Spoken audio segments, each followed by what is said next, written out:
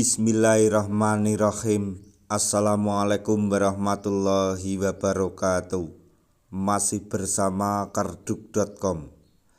Pada video kali ini kami akan menyampaikan kabar terbaru terkait dengan pengangkatan tenaga honorer menjadi ASN tahun 2024, yaitu seluruh tenaga honorer di database BKN akan menjadi B3K tahun 2024. Tapi tidak semudah itu. Untuk lebih jelasnya silahkan simak video ini sampai selesai. Tapi sebelum kami lanjutkan, bagi rekan-rekan yang baru menemukan channel ini, tekan like dan subscribe-nya, dan juga tekan lonceng notifikasinya supaya nanti bisa mengetahui informasi terbaru terkait dengan rekrutmen CASN dan pengangkatan tenaga honorer menjadi ASN tahun 2024.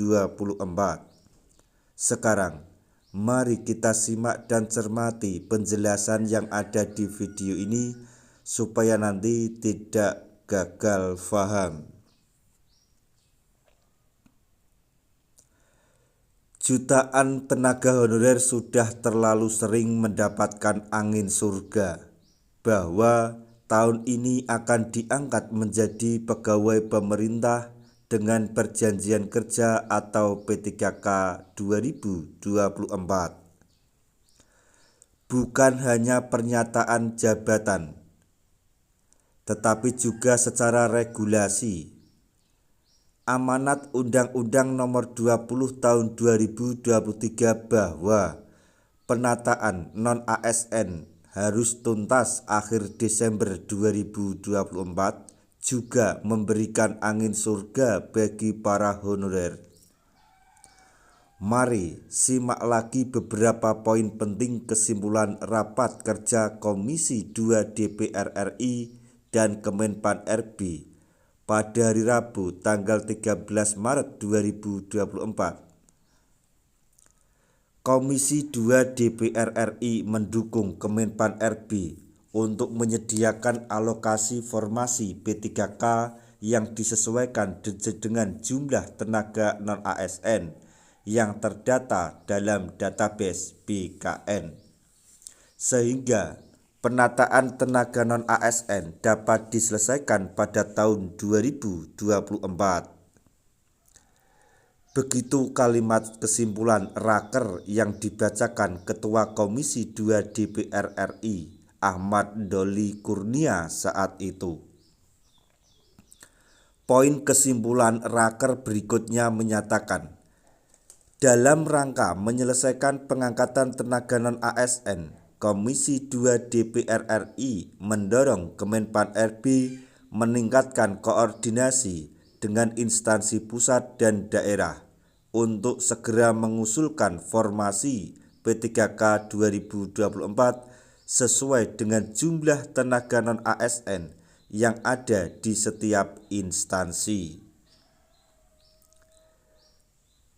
Berikutnya dikatakan bahwa Komisi 2 DPR RI meminta BKN segera menyelesaikan proses penetapan nomor induk pegawai atau NIP P3K tahun 2021 sampai 2023, terutama bagi peserta yang merupakan tenaga honorer yang telah terdata dalam database BKN agar segera bekerja dan mendapatkan penghasilan.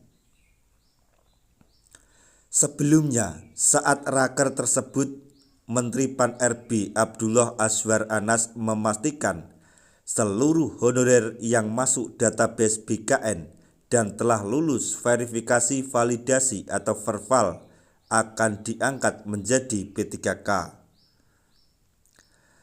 Menteri Pan RB juga menyatakan bahwa bagi honorer yang tidak masuk database BKN, pelaksanaan tes P3K hanya bersifat formalitas.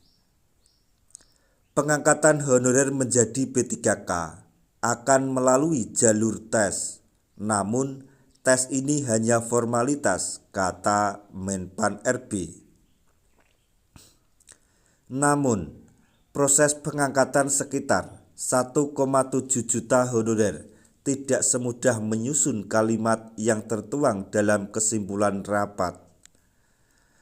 Khusus mengenai jumlah usulan formasi, misalnya, tetap saja jumlahnya masih jauh dari yang diharapkan. Jangankan honorer tercecer, yaitu honorer yang tidak masuk pendataan BKN pada 2022, honorer yang masuk database BKN pun belum dipastikan aman. Termasuk honorer berstatus prioritas atau P1, mereka juga belum bisa tidur nyenyak.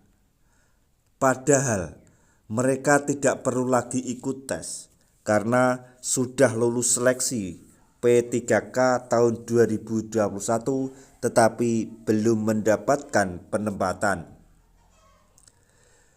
Bagaimana mau selesai kalau usulan formasi P3K 2024 untuk guru honorer minim sekali? Bahkan untuk prioritas 1 atau P1 saja tidak semua mendapatkan formasi. Apalagi yang P3 sampai P4, kata Direktur Jenderal Guru dan Tenaga Kependidikan Dirjen GTK Kemendikbud Ristek Nunuk Suryani menjawab jpnn.com pada hari Minggu tanggal 21 April 2024.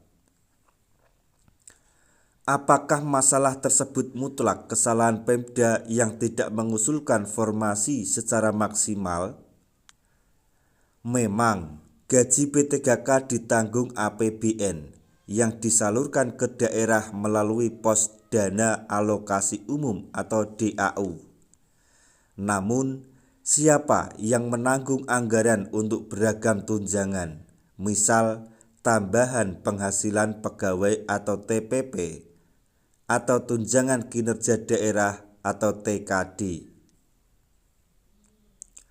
Pernyataan Kepala Badan Kepegawaian Daerah atau BKD Kalimantan Selatan, Dinan Syah, tampaknya bisa mewakili suara Pemda yang lain.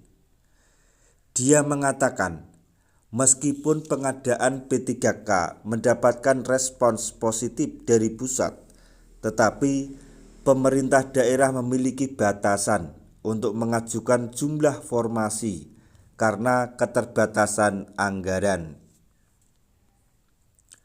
Kalau untuk P3K ini kan dibebankan ke anggaran pendapatan dan belanja daerah atau APBD, sehingga harus bijak menyesuaikan jumlah formasi sesuai dengan kondisi keuangan, kata Dinan Syah di Banjarbaru pada hari Kamis tanggal 16 Mei 2024. Kepala Biro Organisasi Sekretariat Daerah atau Setda Kalsel, Galuh Tantri, juga mengatakan hal senada. Galuh Tantri mengatakan, penuntasan masalah honorer membutuhkan waktu karena selain kendala pada regulasi yang berubah setiap tahun, anggaran daerah juga menjadi faktor yang paling mempengaruhi karena harus terbagi untuk urusan pemerintah selain pengadaan pegawai. P3K ini dibebankan ke APBD. Anggaran terbatas karena belanja daerah tidak boleh lebih dari yang sudah ditetapkan, kata Tantri. Bagaimana bagi daerah kaya?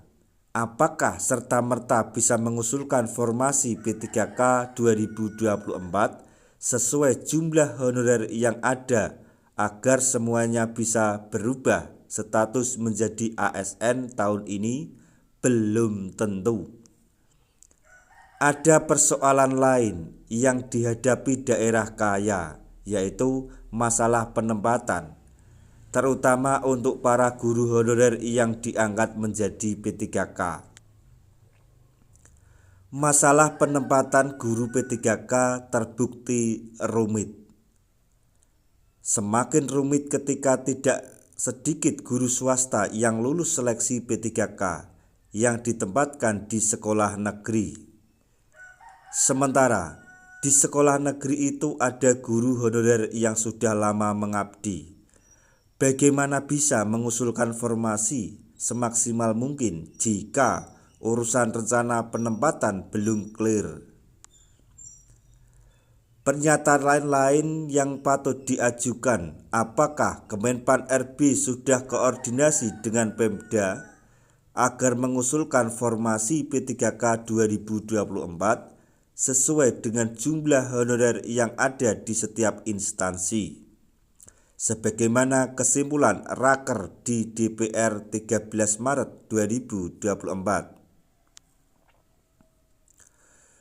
Belum lagi masalah honorer tercecer. Pemerintah harus memastikan siapa honorer yang benar-benar tercecer, yang karena suatu hal tidak terdata di BKN pada 2022. Jika benar tercecer, padahal sudah lama mengabdi dan rela menerima honorer seadanya, maka menjadi hak yang bersangkutan itu diangkat menjadi P3K 2024. Namun, terhadap honorer bodong yang mengeklaim tercecer, wajar jika dicueki dalam proses seleksi P3K 2024. Nah, itu tadi sekelumit tentang penjelasan mengenai nasib tenaga honorer di tahun 2024 ini. Semoga informasi ini dapat bermanfaat bagi rekan-rekan tenaga honorer semuanya. Di akhir video kami mengucapkan banyak terima kasih. Wassalamualaikum warahmatullahi wabarakatuh.